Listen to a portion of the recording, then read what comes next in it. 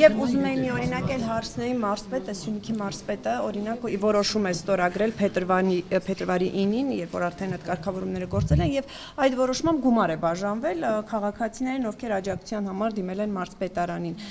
Այս փուլում անկախ նրանից համայնքի ղեկավարը իշխանական թիմից է կոնկրետ կամ կուսակցական է թե ոչ, անկախ այս հանգամանքից համայնքի ղեկավարները իրենց գործողություններում որոշակի արգելքներ եւ զսպող գործողություններ պետք է իրենց քայլերը ենթադրեն, թե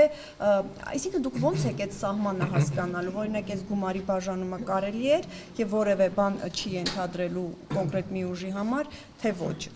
ոնց եք վարվելու, կոնկրետ այս օրինակում ինչ որ խնդիր տեսնում եք, թե այստեղ էլ հաղորդում չեք ստացել։ Կոնկրետ այս օրինակով մենք ունենք ստուգողական գործողություն հակագործության կոմիտեում եւ ստուգում ենք, թե այ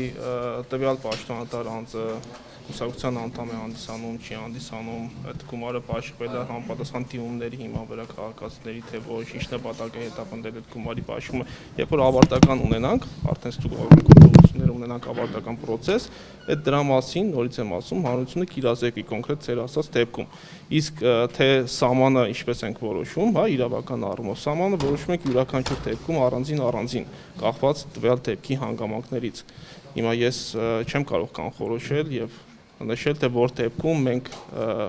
կորագենք բարեգործության արգելքը խախտելու հանցակազմով, իսկ որ դեպքում չենք որագի։ Եթե չորագենք, եթե մենք վարույթ չնախաձեռնենք, մանրամասն կնշվի վարույթ չնախաձեռնելու արձանագրության մեջ պատճառները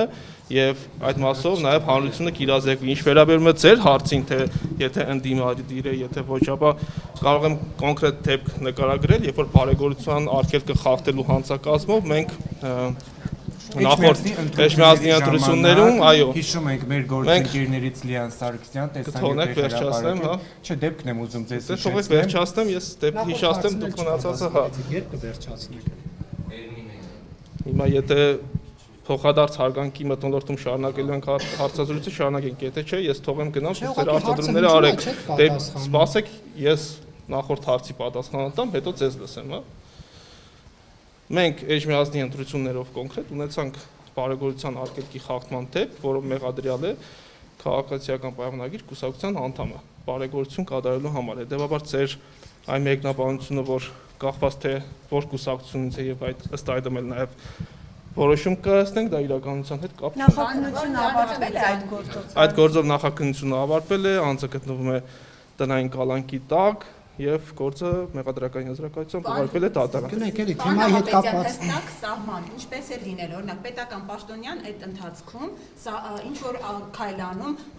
համայնքին օգնում է ինչ որ ձևով։ Դա ներկայացնում է որպես իր պարտականությունն է, որտեղ պաշտոնյա է։ Հիմա այդ սահմանը ընտրությունների ժամանակ ո՞նց է որոշվելու, որ դա բարեգործություն չի, այլ այդ պաշտոնյայի լիազորություններ թելադրված քայլ։ Այդ սահմանը կա թե չէ։ Ես նորից եմ ասում, յուրաքանչյուր դեպքում գնահատում ենք գործի դեպքի հանգամանքները, թե սահմանը որտեղ է, որ պաշտոնյան իր գործառույթների մեջ մտնող որևէ գործողություն է կատարել, այդ գնահատում ենք, թե կոնկրետ ինչ գործողություն է կատարել։ Եթե իր կատարած գործողությունը մտնում է իր պաշտոնական պարտականությունների մեջ, այստեղ որևէ հանցակազմի առումով որևէ խնդիր չունենք։ Նախընտրական, ինչպես է դուք տարբերում։ Արդյոք դա սուբյեկտիվ չի լինելու։ Եթե գումար է բաժանում օրինակ կոնկրետ դա բարեգործություն է թե պարտականություն, այդ ոնց է էլի։ Լայն չի մեկնաբանության։ Հիմա տեսեք, մենք ունենք մարզպետարաններում օրինակ հանձնաժողովներ, որոնք քաղաքացիների դիմումները ստանալով, հա, հանձնաժողովի կազմով ընդհանուր որոշում են կայացնում, թե դրամական օգնություն տվյալ դիմումը ներկայացած քաղաքացուն ցուցաբերեն, թե չէ։ Օրինակի համար քաղաքացին ասում է իմ տանիքը կաթում է, օրինակ ինձ դրամական որոշակի օգնություն է պետք, գերավոր դիմումը ներկայացնում մարզպետարանին։ Ստե ոչ թե մարզպետն է այդ որոշումը կայացնում, այլ շատ դեպքեր ունենք հանձնաժողովներ, այդ հանձնաժողովի անդամները,